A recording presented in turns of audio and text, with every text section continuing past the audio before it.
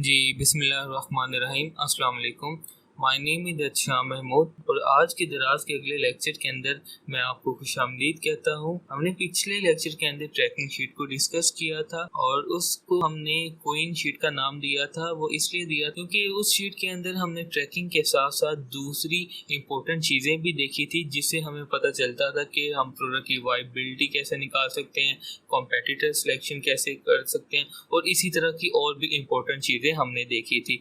तो अगर अभी तक आपने वो वाली वीडियो नहीं देखी तो वो लाजमी वीडियो देख लें, वो बहुत इंपॉर्टेंट वीडियो है, तो उससे आपको दराज के अंदर काफ़ी ज़्यादा फायदा होगा।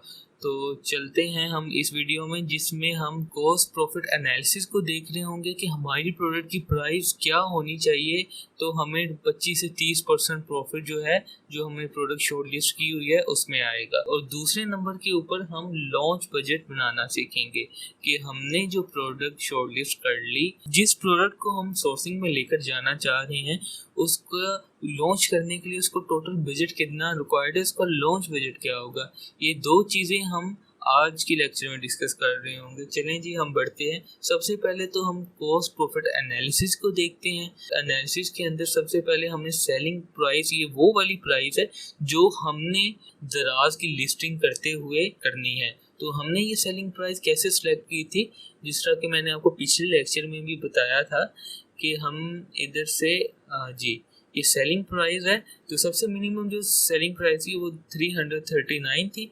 तो इससे भी हमने 20 रुपीज़ कम करके 320 कर दिया। और ये हमने सेलिंग प्राइस इतनी कम क्यों की, जो लोअर्स थी उससे भी कम क्यों की, क्योंकि हम प्राइस वार में नहीं पढ़ना चाहते। अगर तो जब हम इधर रैंक करते हैं तो अगर तो ये हमारे कॉम्पिटिटर प्राइस कम करना भी स्टार्ट कर दें तो मेरे पास इतना मार्जिन हो कि मैं भी अपनी प्राइस कम कर सकता हूँ। ठीक है, तो हम जो हमारी जो लोएस्ट प्राइस होगी, जो कॉम्पिटिटर जो लोएस्ट प्राइस में बेच रहा है, हम उससे भी लोएस्ट रख कर सेल करेंगे। तो मैंने ये 320 सेलेक्ट की थी, तो मैं नीचे भी इधर सेलिंग प्राइस क्या कर रहा हूँ 320। ठीक है, इसके ऊपर मैं अपनी सोर्सिंग भी करूंगा और सारी चीज़ें देखूंगा। कॉस्ट प्राइस जो है हम नेक्स्ट आगे जाकर देखेंगे। ठीक है, दराज कमीशन कैसे निकाल दी हमने। अब जो भी प्रोडक्ट हमने सेलेक्ट की होती है, हर कैटेगरी के ऊपर जो दराज है वो अलहदा जो परसेंटेज जो है कमीशन वो चार्ज करता है। अब वो मैंने जो प्रोडक्ट सेलेक्ट की है उसके ऊपर कितनी वो परसेंटेज चार्ज करता है सेलिंग प्राइस की, और ये जो परसेंटेज होती है ये सेलिंग प्राइस के ऊपर पड़ती है हमें, जो दराज कमीशन की होती है। तो ये कितनी जो मेरी प्रोडक्ट की कैटेगरी के अगेंस्ट कितनी कमीशन वो ले रहा है, वो हमें सेलर सेंटर पे इसकी इंफॉर्मेशन होती है दराज कमीशन की, जहां उन्होंने बताया हुआ है अगर ये कैटेगरी में आप जा रहे हो तो उसकी हम इतनी कमीशन लेंगे। तो उसका मैंने स्क्रीनशॉट भी लिया हुआ है आपको बताने के लिए। ये उन्होंने बताई हुई हैं चीज़ें कि अगर तो आप बैग्स एंड ट्रैवल की कैटेगरी में जाते हैं तो 8.6% आपको चार्ज करेंगे। ये परसेंटेज में वैल्यूज़ हैं। तो फॉर एग्जांपल मैं कहता हूँ कि मेरी जो प्रोडक्ट है कंप्यूटर एंड लैपटॉप से रिलेटेड है, इस कैटेगरी से रिलेटेड है, तो मुझे कितना पड़ेगा 8.60।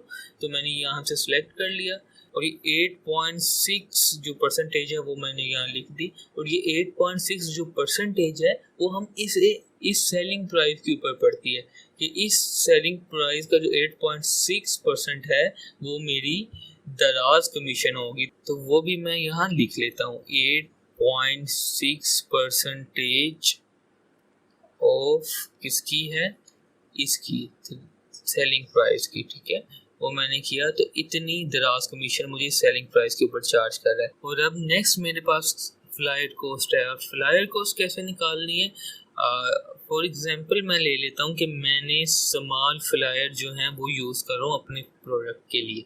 ठीक है, तो स्मॉल फ्लायर आजकल उनका जो रेट है वो 380 रुपीज़ है, और 380 रुपीज़ के अंदर जो है वो 50 फ्लायर होते हैं। तो 380 को मैं डिवाइडेड बाय 50 करूँगा तो 7.6। तो एक प्रोडक्ट को पैक करने के लिए मुझे अब नेक्स्ट आता है शिपिंग चार्जेस। वैसे तो ये शिपिंग चार्जेस कस्टमर को पड़ रहे होते हैं, लेकिन हम ये इधर इसलिए इंक्लूड कर लेते हैं अपने ऊपर, ताकि हम कस्टमर को शिपिंग चार्जेस फ्री दे दें। अगर तो हमारे पास इतना मार्जिन बन जाता है कॉस्ट प्राइस के ऊपर, ठीक है, तो हम कोशिश ये करेंगे कि शिपिंग जो है अपने कस्टमर को फ्री दे दें, ताकि हमारा जो कस्टमर है वो हमारी प्रोडक्ट के ऊपर अट्रैक्ट हो, क्योंकि दूसरे जो हमारे कॉम्पिटिटर होंगे वो शिपिंग चार्जेस चार्ज कर रहे होंगे, लेकिन हम अगर उधर उधर शिपिंग चार्जेस फ्री दे देते हैं तो ये हमारा प्लस पॉइंट होगा, और हमारी जो बायर हैं वो हमारी तरफ ज़्यादा अट्रैक्ट होंगे। तो अब फॉर एग्जांपल अगर तो हम सेम सिटी के अंदर हैं तो, और हमारा जो लिमिट दी हुई है उन्होंने उस लिमिट के अंदर आ रहे हैं वेट और डायमेंशन की, तो हमें जो है वो 49 रुपीज़ चार्ज होते हैं। ये सिटी टू सिटी भी आपका डिपेंड करता है और आपके वेट के ऊपर भी डिपेंड करता है। तो मैं अज्यूम कर रहा हूँ कि मेरी प्रोडक्ट भी छोटी है और स्मॉल फ्लायर के अंदर आ रही है, तो ये शिपिंग चार्जेस और सेम सिटी में हम करें तो फिर 49 रुपीज़ इसको शिपिंग चार्जेस पड़ेंगे। अगर तो ये दूसरी सिटीज़ हो जाती है तो इसी तरह शिपिंग चार्जेस भी बढ़ते रहेंगे, ठीक है। और अब ये आ गई रेफरल फ़ी।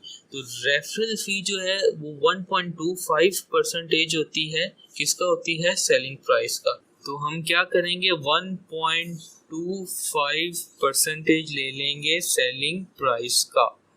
तो सेलिंग प्राइस ये आ गई हमारी, और ये किया तो 4 रेफरल फी हमें पड़ रही है, ठीक है। और अब हमने जो है वैट डालना है। वैट कितना होगा, वैट एक्चुअली हमें किसके ऊपर पड़ता है, अगर तो आपका पंजाब में आप सेल कर रहे हैं तो 16% आपको वैट पड़ेगा, और अगर तो सिंध वाली साइड पे कर रहे हैं तो आपको 13% वैट पड़ेगा, ठीक है। तो ये वैट 16% किसके ऊपर पड़ता है वो, और 13% किस पे पड़ता है वो, ये है कि आपका जो रेफरल फी प्लस दराज कमीशन प्लस शिपिंग चार्जेस, इनको प्लस करके जो हमारे पास अमाउंट आएगी उसका जो 16% है वो आपको वैट पड़ेगा। वो हम अभी इधर देख भी लेते हैं। रेफरल फी मेरे पास क्या है, ये प्लस मैंने किया दराज की कमीशन को, ठीक है, और फिर प्लस मैंने किया शिपिंग चार्जेस को, ठीक है, और इनको प्लस किया और मल्टीप्लाई मैं 16 की परसेंटेज से कर लूँगा, जिस तरह के फार्मूला मैंने ऊपर मेंशन किया हुआ है। तो जब मेंशन किया तो 12.88 मुझे वैट पड़ेगा इसके ऊपर। और इसके बाद printing fee plus drop off fee हम देख लेते हैं। ये क्या चीज़ है, प्रिंटिंग फ़ी जब हमें जब ऑर्डर आता है तो हम सेलर सेंटर से कुछ डॉक्यूमेंट जो होते हैं, जो कि हमने एक इनवॉइस होती है और दूसरी जो है शिपिंग लेबल होती है, ये हमने डाउनलोड करने होते हैं। तो डाउनलोड करके इसका प्रिंट निकालना होता है, और जो प्रिंटिंग चार्जेस हैं ये वो मैंने इंक्लूड किए हुए हैं, और साथ मैंने ड्रॉप ऑफ के चार्जेस मेंशन किए हुए हैं। ड्रॉप ऑफ चार्जेस वो हैं कि फॉर एग्जांपल जैसे ही आपको ऑर्डर आता है तो आप पिक पैक शिप करते हो, और जैसे ही आप पिक पैक शिप करते हो उसको दराज के हब पर छोड़ कर आते हो, तो दराज के हब पर जाने के लिए जो आपको ड्रॉप ऑफ चार्जेस पड़ते हैं, जो आपका पेट्रोल का खर्चा आता है, ये दो चीज़ें हमने वो चीज़ें मेंशन की हुई हैं। तो प्रिंटिंग फ़ी और plus drop of, printing fee on an average मैं ले लेता हूँ 10 फॉर एग्जांपल, ठीक है, कि मेरे 10 मुझे पड़ रहे हैं, और प्लस मैं ड्रॉप ऑफ ले लेता हूँ 10 इनका 20, इन दोनों का मैं 20 रुपीज़ ले लेता हूँ, ठीक है, जिसमें दोनों मेरी चीज़ें कवर होती हैं। अब मैंने निकालने हैं मार्जिन। तो मार्जिन निकालने के लिए मैं फॉर एग्जांपल ठीक है, कॉस्ट प्राइस ये मैं एग्जांपल के तौर पे अभी लिख रहा हूँ, तो ये 260 एग्जांपल के तौर पे 200 मैंने लिखी कि मुझे कॉस्ट प्राइस जो है 200 पड़ेगी। इस पे मैं अपना मार्जिन चेक करता हूँ कि इसके ऊपर मेरा मार्जिन क्या आ रहा है। तो मार्जिन का फार्मूला क्या है, मार्जिन का फार्मूला ये है कि selling price minus cost price minus दराज की commission minus flyer cost minus shipping charges minus, ये शिपिंग चार्जेस आपने तब माइनस करने हैं अगर तो आप आपकी ये इंटेंशन है कि आप शिपिंग चार्जेस फ्री करोगे। अगर तो नहीं आपने फ्री देना, आप यही कहते हो कि कस्टमर को पड़े, तो आप तब ये माइनस नहीं करेंगे। ठीक है, मैं ये चाह रहा हूँ कि मैं शिपिंग चार्जेस भी खुद बियर करूँ तो और कस्टमर को शिपिंग चार्जेस ना पड़े, इसलिए मैं अपनी ये प्रॉफिट निकालने के लिए इसको माइनस कर रहा हूँ। और माइनस आपने रेफरल फी भी कर दी, और इसके बाद आपको जो वैट पड़ रहा है वो भी माइनस आपने कर दिया। ठीक है, और माइनस ये ड्रॉप ये भी आपको पड़ रहा है। ठीक है, अब जब आपने एंटर किया तो ये तो आपका -1 में प्रॉफिट जा रहा है। कि क्यों जा रहा है, वो इसलिए जा रहा है कि आपको जो प्राइजेज पड़ रही हैं वो आपकी सेलिंग प्राइस से भी ऊपर पड़ रही है। तो कोस्ट प्राइस मैंने काफ़ी ज़्यादा इधर लिखी हुई है। ठीक है, तो इसका मतलब है कि मुझे कोस्ट प्राइस और कम करने की ज़रूरत है। तो फॉर एग्जांपल मैं इधर 150 कर लेता हूँ कि ये मुझे अगर प्रोडक्ट 150 की पड़े तो मेरे पास तब कितना मार्जिन आता है, तब 48 रुपीज़ मार्जिन आता है। ठीक है, तो तब मैं इसके ऊपर प्रॉफिट चेक कर लेता हूँ, इसकी प्रॉफिट परसेंटेज क्या है। प्रॉफिट परसेंटेज ये होती है कि मार्जिन, प्रॉफिट की परसेंटेज कैसे निकालनी है, margin divided by selling price multiply by 100, या वैसे आप इधर से परसेंटेज के ऊपर निशान पर कर ले तो 15% आपको प्रॉफिट आ रहा है 150 कोस्ट प्राइस के ऊपर, जो कि कम है। तो इसका मतलब है मुझे कोस्ट प्राइस थोड़ी और कम करनी चाहिए। तो 15% आपको प्रॉफिट आ रहा है 150 रुपीज़ की प्राइस पे। इसका 15% प्रॉफिट हमारे लिए कम है, हम कम से कम 25-30% प्रॉफिट देख रहे होते हैं। तो 25 प्रॉफिट लाने के लिए तो मेरी कोस्ट प्राइस भी कम होनी चाहिए। तो 120 मैं करके देखता हूँ कि 120 के ऊपर मेरा प्रॉफिट क्या होता है। 25 चलेंगे, इसका मतलब ये है कि कोस्ट प्राइस अगर मेरी 120 होगी तो फिर जाकर मुझे 25% प्रॉफिट आएगा, बिकॉज मुझे दराज कमीशन भी पड़ रही है और ये चीज़ें भी पढ़ने के बाद मुझे उतना परसेंटेज प्रॉफिट निकलेगा। तो मैंने जो अब अपनी सोर्सिंग करनी है इस प्रोडक्ट की, वो मुझे पता चल गया कि मेरी कोस्ट प्राइस 120 से ऊपर नहीं जानी चाहिए। 120 से जितना नीचे होगी उतना ही हमारा प्रॉफिट इंक्रीज होगा, लेकिन ऊपर इससे नहीं जानी चाहिए।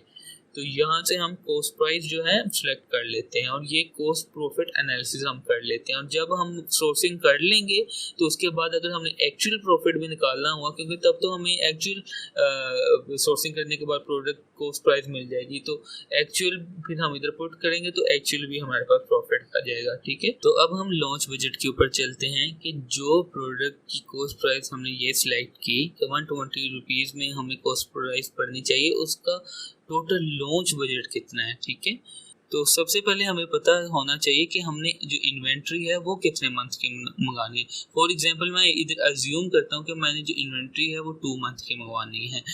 तो 2 मंथ की इन्वेंट्री मंगवानी है तो मुझे पता होना चाहिए कि 1 डे की इन्वेंट्री कितनी होगी। वो मैं कहाँ से निकालूंगा, वो मैं यहाँ से निकालूंगा जी, यहाँ से। ठीक है, ये मैंने जो एनालिसिस किया था पिछले लेक्चर में, ये मैंने आपको कंप्लीट समझाया है।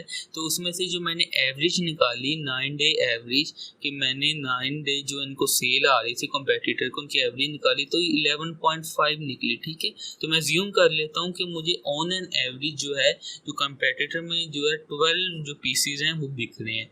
तो 12 के लिहाज से मैं मल्टीप्लाई इसको कर दूंगा, 2 मंथ की कर रहा हूँ तो 60 डेज पे कर लूँगा, और 60 डेज पे मेरे पास नंबर ऑफ पीसीज आ जाएंगे कि मुझे कितनी इन्वेंट्री चाहिए।